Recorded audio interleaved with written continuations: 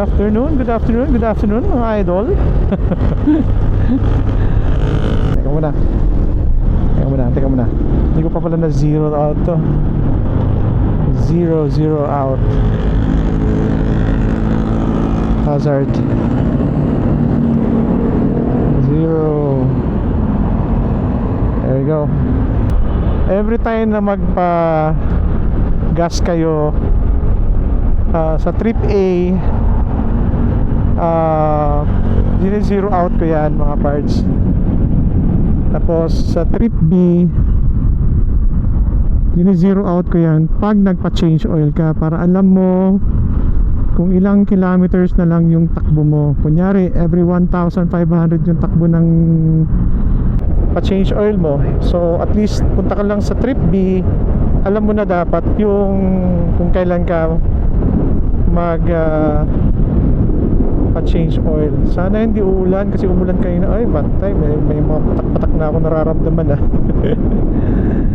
Nako, pupunta pala tayo sa change oil ngayon kay Zax Supply sa Suzuki. Problema, ang layo nun. Patay talaga tayo ngayon. May ulan talaga Okay lang mga parts, may jacket naman tayo. Pero the point na uulanan tayo, kasi yung aking pantalon ay hindi siya waterproof, tela. So yun, kung anong gamit ng mga trip A tsaka trip B, yun ang ginagawa ko. So every time nagpagas, trip A ang ginagawa ko, zero out ko siya. So trip B, pag magpa-change oil ako, dito tayo dadaan sa likod. Kasi pinapaano niya ako, pinapa-commonwealth na ako. Ayoko doon, masyado ng malayo. Oh my god, ulan nga. Naka-schedule kasi today Wait lang, mag-jacket kaya tayo, no? Para sigurado na prepared na tayo. Oh my god, malaki ang patak Malayo-layo yun Jacket na tayo. Jacket lang ako. Medyo mukhang maulan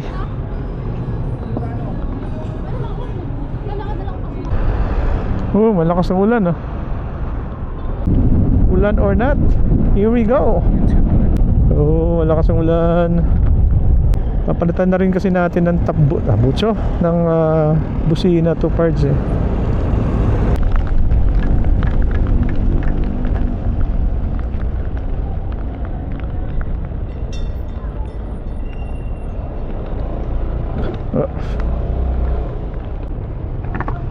Maulan, may merienda na nga lang.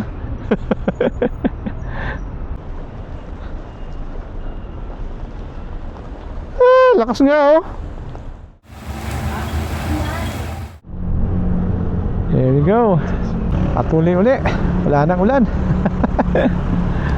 Ay nako, malayo-layo yun malapit sa batasan yun Pinapapunta niya talaga ako sa sa Commonwealth. Ayoko dun, masyadong malayo dun Kasi gusto ko na itong mailagay yung ating busina. Kaya minabadali ko siya. Pag-usapan natin mga parts is yung at least na testing na natin sa ulan yung ating gulong. For ilang buwan? Isang buwan ba? Isang buwan natin gamit. Yung old kasi na stock ng gulong ng Access natin mga parts, ang gasoline consumption niya is 47 to 49 kilometers per liter. Pero nung nagpalit na tayo ng Kenda, consecutive naging 43 to 44 na lang siya. Pa rin, konti lang ang difference ng from the previous na 47 kilometers per liter. Pero the point na bumaba siya kasi mas malapad na siya, medyo siguro mas mahirap siyang itulak. Pero based sa aking na-experience dito sa gulong na to, kaya mas ma-recommend ko pa rin siya. Mas balanced na siya, mas confident ako sa kanya. kaysa dun sa maliit ang gulong at hindi malapad. Mas malapad na kasi ito eh, mas okay siya gamitin. Lakas pa rin ang ulan, no? Kaya mas confident siyang gamitin ngayon compared dun sa mas manipis na gulong. Para sa akin mas okay siya. Mas ma-recommend ko siya talaga compared siya sa basic. Siyempre itong ulan, ingat lang talaga pag mabasa yung daanan. Huwag lang masyadong dumaan dito sa mga puti-puti na lines, yung mga pintura, painted lines. Ingatan nyo lang talaga kasi kahit anong motor dyan nag-i-slide talaga dyan eh, lalo pag wala kang traction control. Nasasarapan pa naman ako mag-ride sa ulan. Ang sarap, lamig eh. Tsaka hindi ako nag-gloves pag nag-uulan. Mas makapit kasi sa kamay eh. Unless siguro pag nagta-travel ka, kailangan mo mag-gloves dun. Pero pag dito ka lang sa mga maliit ng kanto-kanto, pwede na. Yan, ingatan mo tong puti pero dinadaanan ko. Dahan-dahan lang. Ka lang talagang magbilis-bilis ng takbo. Kasi ang access talaga, siya talaga eh, pang chill ride lang talaga eh. It's not really meant for speed. Lagi mo sinasabi yan. Kasi totoo naman. It's not meant for speed. Pwede naman ako dun sa kabila. Lang talaga tong ways talaga napahamak talaga niya ako.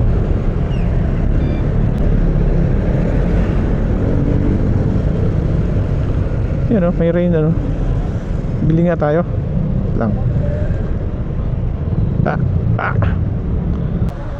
Bili tayo ng pants just in case pag umulan na sobra-sobra. Green lang sir eh. Ha? Green na lang ang meron. Green din naman ako. Hindi, dark green. Ganito. Okay lang. Pwede rin. Basta malawag. Sir. Ano ba, pagtaas lang o pambaba? Baba lang. Pambaba?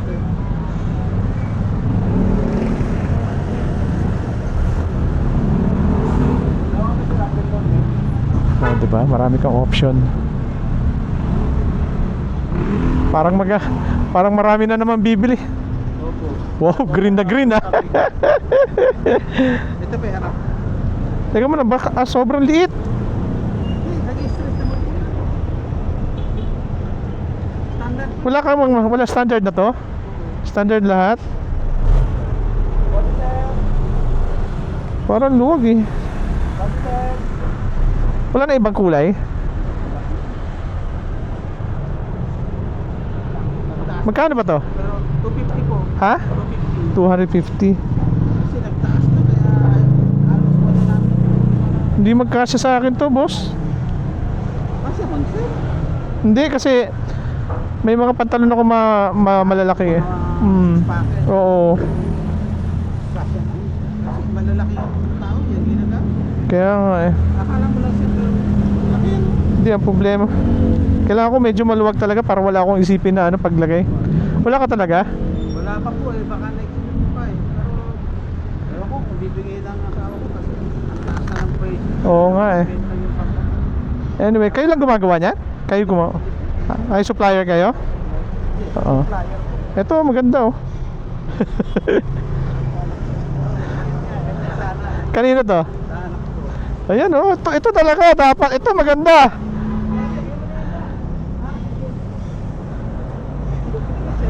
Ito na lang. Oh, magkano to? Oh, sige, 200 na lang po. Ah, sige. Ay, may pera ba ako? Oh, di ba? Yan talaga magkasya yan, for sure. Malaki to, ano? Opo, laki yun. Laki siya. Para paslak siya. Ano? Kaya talaga nilatala yan. Ino mo? Napantas na? Kinuha ko pa yung sa anak mo. Hindi naman niya ginagamit yan, ano? Sa'yo ba yan? Sa'yo? Ano po? Ayun lang yan dinala eh. Thank you. Salamat sir. Thank you. O, di ba? Meron na tayong pantalon. Meron naman akong pantalon na maluwag, yung kulay green. Nasa ano eh, nasa XADV yun eh. Eh ayoko siyang tanggalin doon, doon lang siya. Etong dito, iba to. O, di ba? Maganda eh, maganda yung pantalon niya. XL, double XL. Yun talaga bagay, oh. Kulay itim pa. O, diba? May pag-asa talaga lahat ng tao eh. Tapuha ko pa yung sa anak niya. Hindi naman daw niya ginagamit, ngayon lang. Mukha namang bago, sige. Edi go. Saya-saya, maulan. Pero mas gusto ko to kaysa mainit. Mas gusto ko yung ano, yung maulan na nagbabiyahe ka. Ewan ko lang, mas gusto ko siya talaga. Ang sarap pakiramdam ko, ano eh. Ay, maulan na talaga. Pasutin natin yan. Punta tayo sa gasoline station. Meron pa siyang ulan eh. Oh. Check ko yung aking tire pressure monitoring system. Based dun sa manual pala mga parts, 22 yung harap, 29 pala sa likod. Pero ang nilagay ko kasi dito, 29 sa harap, 32 sa likod. So medyo mataas. So ito, bumababa siya. Niset ko siya ngayon ng 15 ang pinaka lower niya para magbibip na siya pag masyado na siyang lower. Yan, lumataas na naman yung ulan.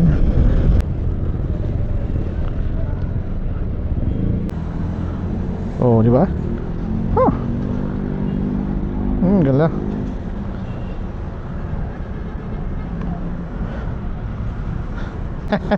Ang ganda ng aking ang ganda niya. 200. Ganda. In fairness, maganda siya. Binigay ng kanyang anak.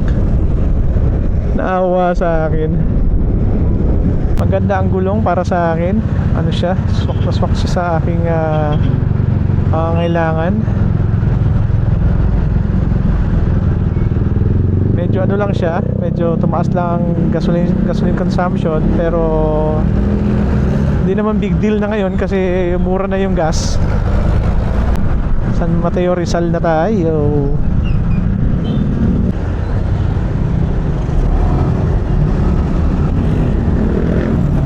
Oops, tignan ako dun bigla kasi siyang nag-stop. Oh, di ba? Kaysa kung mag-ano ako, malayo yun eh. Commonwealth, malayo dun. Traffic lang talaga dito ngayong oras, pero wala, mas malayo yun. Gusto ko tong jacket ng Motowolf. Highly recommended ko to.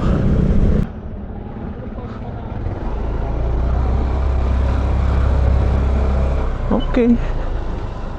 Ay, oh.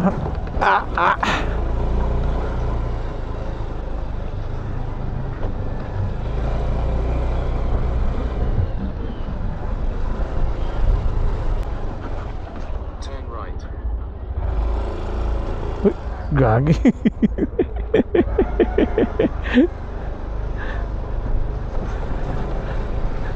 Lubak-lubak na to, pre. Saan ka na, pre? Oh, wow. Mga dalagang bukid. Hindi ko na alam saan to, ha.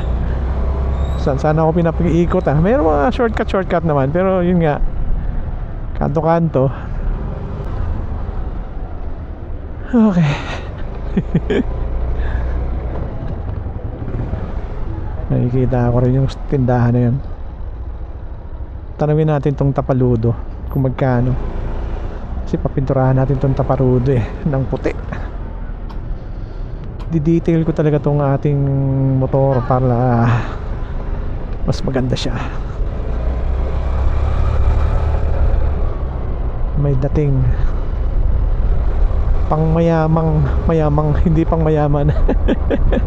Pangmayabang pala, pangmayabang. Oh, sarap ng hangin, oh. Ay, pusang irin, dami naman. Dami.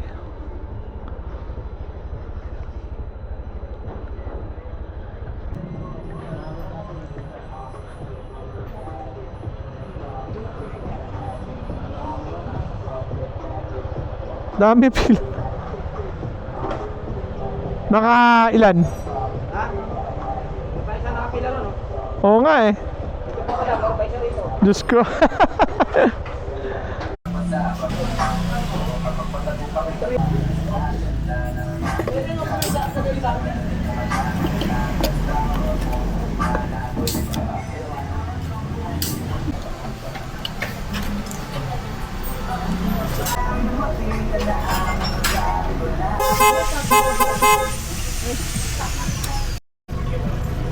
Go, ganda pagkalagay oh. Pang change oil natin? Sobra pa to. Ito yung pang gear oil. Ito naman para sa... Okay naman to. Baby. Okay, sige. Ito na yung pinakamaganda. Oo, yun eh. Subukan. Bili tayo ng ito. Ito yung fender sa likod. Tapos papinturahan natin ng puti o off-white. Actually, ito lang kailangan kong pinturahan dito eh. Ito lang talaga ano bro? Ito lang talaga ano? Kasi ito sa ilalim na ito eh. Oo, sa ilalim na siya eh. Kaysa tanggalin, bilhin lang tayo ng isa. Ano, tama ba ako? Sana pwede i-trade ano? Alright. At tapos din, nabili din natin yung kailangan natin bilhin. So, ang gunastos ko lahat is 3,000 sa change oil. Dapat 1,000 plus lang. Pero, meron tayong biniling mga fender, mga tapaludo sa likod tsaka sa harap. Ang plano kasi natin dito mga parts is gawin nating off-white yung ating mga tapaluds para mas maganda tingnan. So yun, hanap tayo ng magpipintura, kung magkano magagastos natin dyan. Wait mo lang baby shark. Wait mo lang ang aking motor. Promise. Hintayin mo. Pag natapos na natin yung tapaludo, yung brake ang ating ano. Basta ang pinakahuli dito mga parts is yung seat cover kasi yung seat cover ko pinagdidiskahan ng ano ng pusa dito sa gabi. Kaya ayoko muna siyang ayoko muna siyang diskartehan. So yun lang mga parts. Tapos na yung change oil natin. Tapos ang ganda na rin ng ating busina. Medyo malakas na yung Hella ang ating binili na waterproof. Kunyari siya waterproof.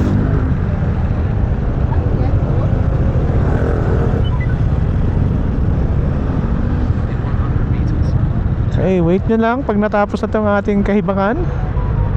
Yung sa brake talaga ang ating medyo ultimate na upgrade dito.